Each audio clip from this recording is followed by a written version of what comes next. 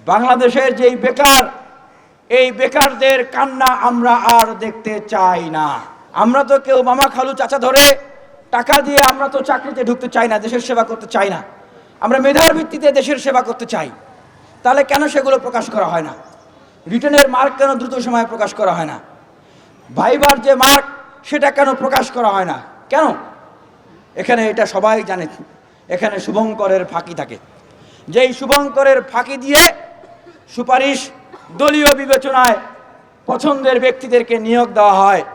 এই যে ৪৬তম বিসিএস এর প্রিলিমিনারির পরীক্ষা ফাঁস হয়েছে, এটা আপনারা জানেন না ভাই?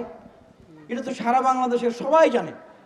আমার মনে হয় এইটা আমাদের পিএসসি চেয়ারম্যান সাহেব সহ সেখানে যারা আছে তারা ভুলে গেছে।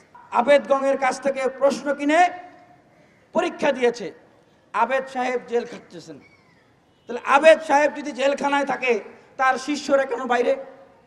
আবেদের শিষ্যরা যদি বাইরে থাকে, তাহলে আবেদ কেন জেলে থাকবে?